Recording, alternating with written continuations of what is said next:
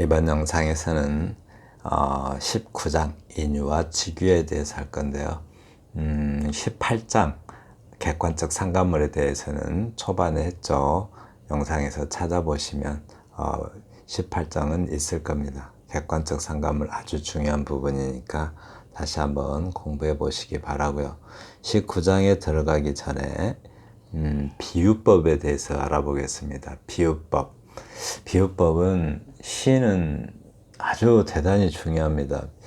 시는 비유다라고 말할 정도로 대단히 중요한데요. 그 비유법을 일부러 공부하자니 다 알고 있는 것 같고 또 안 하자니 불안하고 그러죠. 그래서 해서 손해볼 거 없으니까 그 비유법을 좀 정확하게 한번 다뤄보도록 하겠습니다. 우선 비유법, 우리가 수사법을 공부할 때는 항상 한자를 좀 정확하게 이해하시면서 기억하시는 게 좋을 것 같아요. 한자를 알면 쉽게 이해가 됩니다. 우선 비유법이 뭔가 견줄 비자에 깨우칠 유자죠. 이게 깨우칠 유자예요. 비유. 그러니까 견준다 이 말은 비교한다 라는 뜻이죠. 뭔가 다른 어떤 것과 비교해서 어떤 독자가 깨닫게 만드는 것, 그것이 바로 비유법입니다. 그래서 필자가 비유법이라는 것은 필자의 의도를 독자에게 더 쉽게 이해시키거나 필자의 감정이나 기분을 더 선명하게, 그렇죠. 더 선명하게 전달하기 위해서 그냥 단순히 직접적으로 말하는 것보다 더 선명하게 또 감각적으로 전하기 위해서 비유법을 쓴다고 해요. 어떤 현상과 사물에 직접 설명하지 않고 다른 현상이나 사물에 빗대어서 설명하는 수사법을 비유법이라고 한다. 네, 비유법 정확하게. 그래서 다시 한번요. 비유법이라는 것은 비교해서 깨닫게 하는 방법이라는 사실요. 깨닫게 하는 것. 그렇죠. 깨우칠 유자니까 견줄비, 깨우칠 유, 꼭 한자 중심으로 알아두세요. 그래야 잘 안 잊어먹습니다. 네. 그리고 시에서 비유를 사용하는 이유는 보조관념보다 이유 중요하죠. 시에서 비유를 왜 사용하는가? 그 이유가 뭐예요? 보조관념이 원관념을 더욱 생생하게 부각시키거나 환기시켜주는 힘을 가지고 있기 때문이다. 이 환기시킨다는 게 무슨 말이죠? 바람을 바꿔준다 이런 뜻이 아니고 환기시켜준다. 그러니까 뭔가 이렇게 불러서 불을 환자죠. 그리고 이렇게 일어날 기자 불러일으킨다 이런 뜻이죠. 네, 불러일으켜요. 뭐를요? 원관념을 불러일으켜 더 부각돼서 더 눈에 잘 보이게 더 선명하게 불러일으키는 것을 환기시켜준다라는 뜻입니다. 그래서 그런 힘을 뭐가요? 보조관념이 가지고 있기 때문입니다. 이 말 굉장히 중요하니까 잘 알아두세요. 보조관념이 원관념을 더욱 생생하게 부각시키거나 환기시켜주는 힘을 가지고 있기 때문에 어쩐다고요? 우리는 시에서 비유법을 쓴다라고 알고 계시면 좋겠습니다. 네, 시는 비유다라고 말할 정도로 비유는 굉장히 중요합니다. 그런데 그 비유법의 6가지, 여기서는 인유를 시클에서는 인유를 중요하게 다루는데요. 일반적으로 비유하면은 이 정도로 생각하시면 될 것 같아요. 6가지를 먼저 좀 기본으로 익혀두시고 인유는 제가 또 따로 다룰 거니까요. 시클 내용이 인유를 상당히 많이 다루고 있어요. 인유는 따로 다룰 거니까 이 6가지 순서대로 좀 외워두세요. 순서대로. 비유법에는 직유, 은유, 의인법이 있고요. 화류, 대유, 풍유법이 있습니다. 다시 한번요. 의인법하고 화류법은 비슷해갖고 헷갈리죠. 네. 직유, 은유, 의인법이 있고요. 화류, 대유, 풍유법이 있습니다. 네. 이 대유가 또 문제죠. 환유와 제유가 있어요. 한 번쯤은 완벽하게 다뤄볼 가치가 있습니다. 시를 공부하다 보면 이거 피할 수가 없어요. 그런데 마치 꼭 다 아는 것 같아서 잘 안 하게 되죠. 사람들이 다 자기가 안다고 생각하시더라고요. 그런데 또 막상 활용하려고 하면 쉽지가 않아요. 그래서 꼭 한자 중심으로 정확하게 이해하시는 게 좋겠어요. 고들직자죠. 그리고 깨우칠 유자예요. 이렇게. 네. 직접적으로, 그죠? 직접적으로 비교해서 깨어닫게 하는 것. 그것이 바로 직유입니다. 직접 비교한대요. 직접. 네. 비슷한 성질이나 모양을 가진 두 사물을 이게 중요하죠. 뭐뭐처럼 우리가 흔히 처럼하고 같이를 많이 쓰죠. 뭐뭐처럼 뭐뭐 같은 뭐뭐 같이 뭐하는 듯이 뭐하는 양 하고 쓰는 거 이거는요 하이픈으로 한 거는 뒤에가 조사란 뜻이고요. 이거는 띄었어야 돼요. 이렇게 제가 이렇게 갈매기 표시로 이렇게 해놨죠. 이런 것들은 같은은 용언이죠. 같다라는 형용사의 활용이기 때문에 띄었어야 돼요. 양은 대명사니까 띄었어야 되고요. 그리고 이와 같은 연결어, 이 연결어를 이용해서 직접 비유하는 수사법을 직유다라고 해요. 네, 직유법. 햇빛이 망둥어처럼 튀어오른다라고 했네요. 햇빛이. 자, 그러니까 햇빛이 얼마나 활기가 넘치게 햇빛이 비치는가를 표현하려면 이렇게 바로 비유, 망둥어가 툭툭 튀어오르듯이 네, 그렇게 이렇게 눈에 보이듯이 이렇게 비유 더 선명하게 어떤 그 글쓴이의 의도를 드러낼 수가 있게 되죠. 그래서 비유법을 쓰는 겁니다. 이렇게처럼 이렇게 쓰는 방법. 네, 이것을 직유다라고 해요. 네. 곤줄박이 가지에 앉듯이 이 앉듯 할 때 이 듣자는 이렇게 쓰시면 하듯 이럴 때는 붙여 씁니다. 어간에다 쓰면 이렇게 붙여 쓰셔야 돼요. 네. 어미기 때문에 붙여 써야 돼요. 곤줄박이 가지에 앉듯 내 팔뚝에 내려앉는 햇살. 네, 이렇게 하듯이 뭐처럼 이렇게. 네. 그러니까 두 개의 사물이 있는 그대로 두 개의 사물이나 현상이 있는 그대로 인정이 되되 같은 특징이나 성질을 이렇게 연결시키는 것. 네. 같은 특징이나 성질이 있는 두 가지 사물을 어떤 그 연결어를 통해서, 네, 연결어를 이용해서 연결시키는 것, 이것이 바로 직유법입니다. 그냥 알아두면 좋겠죠. 뭐뭐처럼 뭐뭐 같이 뭐뭐 같은 뭐뭐 하듯이 뭐뭐 하는 양 이렇게. 네. 그 다음 은유법. 은유법은 은이 무슨 은자예요? 숨을 은자죠. 이렇게 숨을 은자. 다음에 깨우칠 유자. 뭔가 암시하듯. 암시가 무슨 뜻이죠? 암시. 어두울 암자에 보일 시자를 쓰죠. 네, 암시하듯 이렇게 비유하는 것. 그것이 바로 은유입니다. 숨겨진 듯 이렇게 원관념이 숨겨져서 뭔가 좀 시각적으로 표현하는 것, 그런 것들을 은유법이라고 하죠. 원관념과 보조관념 사이에 유사성의 다시 한번요. 원관념과 보조관념 사이의 유사성의 기반을 두고 사물의 상태나 움직임을 여기 암시 나오네요. 여기. 암시적으로 나타내는 수사법을 말한다라고 해요.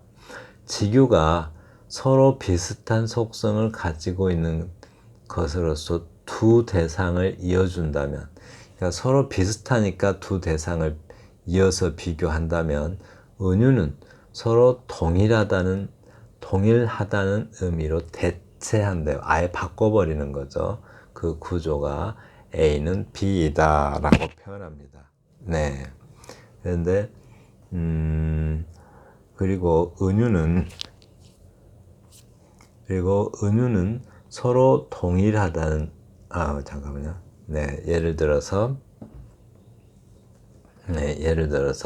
내 마음은 호수요라고 했어요. 마음과 호수가 같은 존재가 돼버리는 거죠, 이렇게. 그러니까 마음을 호수로 대체하는 거예요. 마음이 호수다. 뭐뭇은 뭐뭐이다니까. 그래서 마음이 호수로 대체되는데 뭘 표현하기 위해서요? 평화로운 상태, 잔잔한 상태, 고요한 상태를 표현하기 위해서. 호수도 마음이 고요한 상태인데, 평화롭고 고요한 상태인데, 호수도 평화롭고 고요한 상태예요. 그러니까 같은 특징을 가지고 있으니까 마음은 호수다라고 해서 마음을 호수로 대체합니다. 네, 이런 것들을 은유다라고 해요. 네. 그다음, 그러니까 원관념이 이제 그 고요함이라면 아예 숨겨져 있죠. 고요함은 숨을 자잖아요. 예, 원관념은 아예 숨겨져 있고 보조관념이, 네, 아주 더 선명하게 드러내는 거죠. 당신의 침묵은 솟구치는 성벽이라고 했어요. 성벽은 넘을 수 없는, 뭔가 성벽이라는 게 어떤 거죠? 아예 방어 수단이죠. 못 넘어오게 방어하는 수단이에요.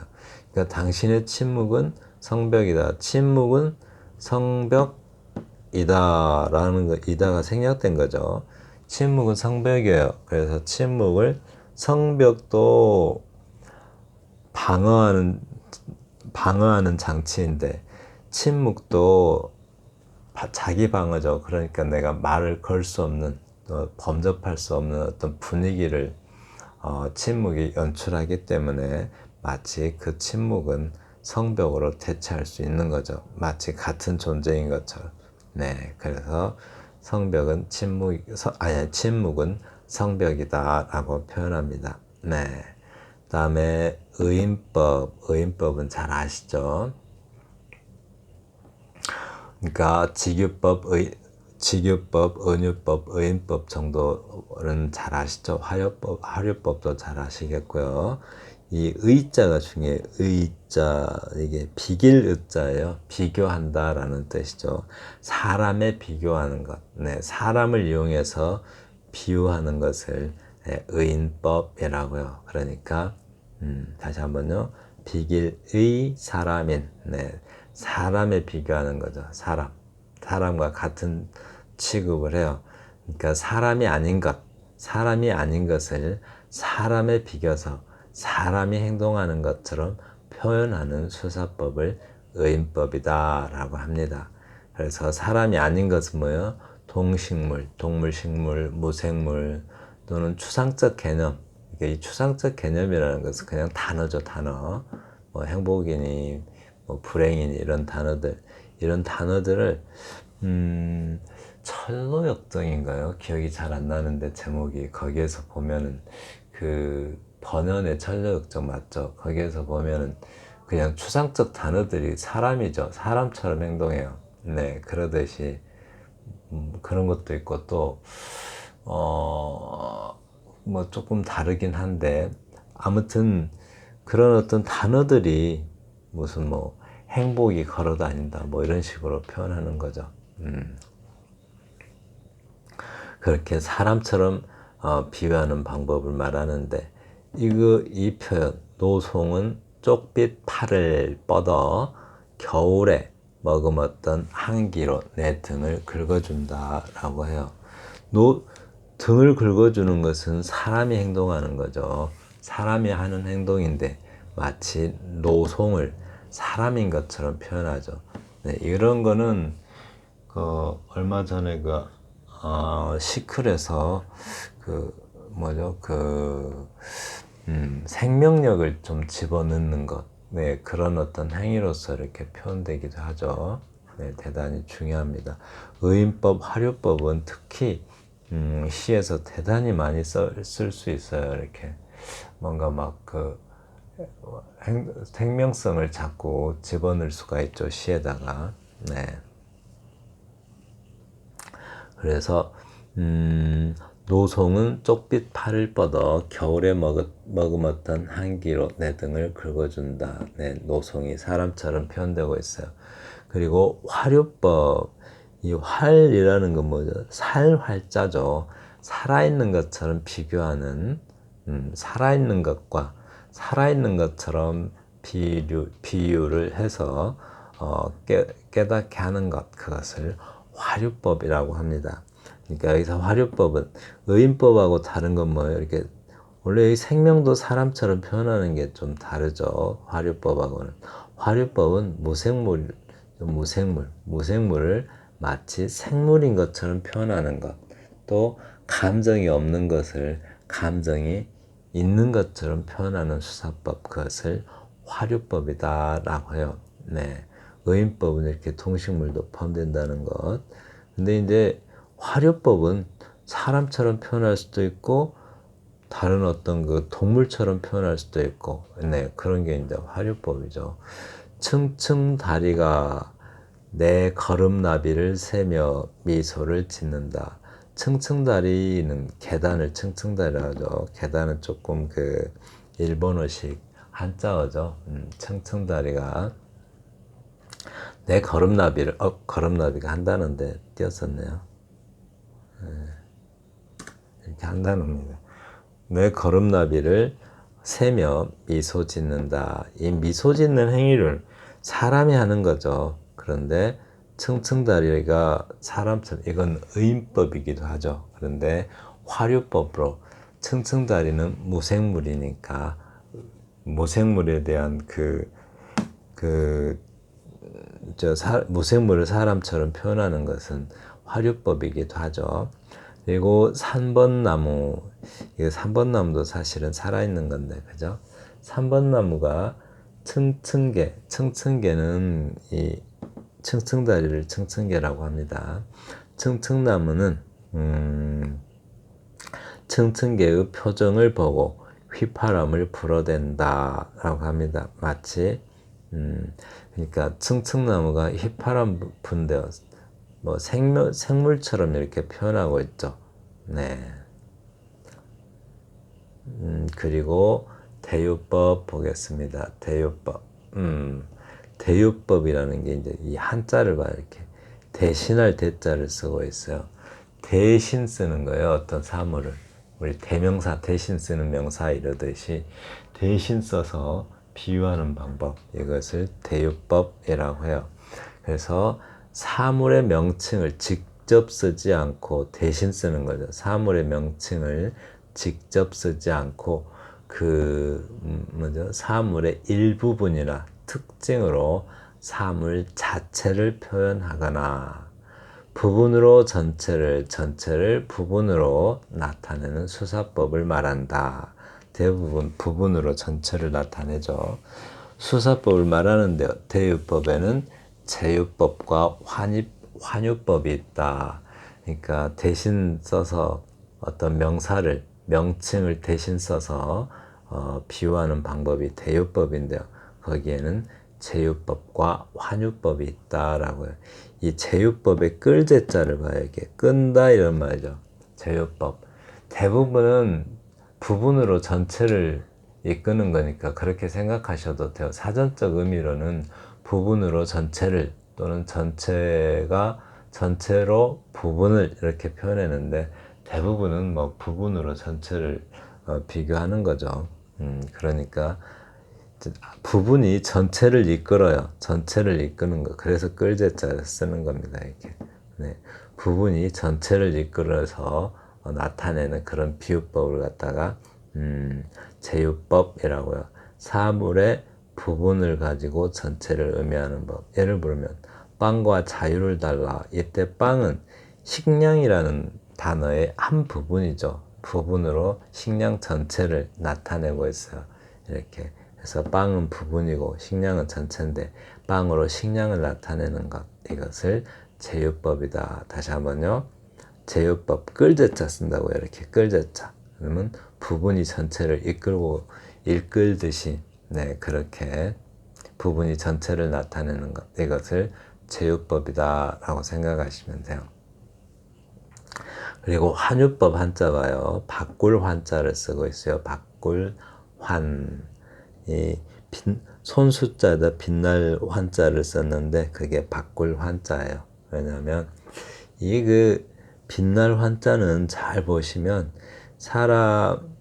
사람이 이 큰데 이게 위에 좀 글씨가 컸으면 좋겠는데 그 위에 있는 게 사람 머리고 가운데가 사람 몸통이고 큰 대자는 그 아기를 그러니까 여자에게서 아기를 받아내는 그런 모습이에요. 그래서 아기가 처음 빛을 본다 해서 빛날 환자인데 그 앞에다 손수자를 넣어가지고 그렇게 해서 어떤 세계를 바꾸는 거죠. 그래서 바꿀 환자입니다.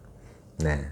그래서 바꾸어서 이제 바꾸어서 맞바꾸는 거죠. 맞바꾸어서 표현하는 것이 바로 환유법이에요. 네.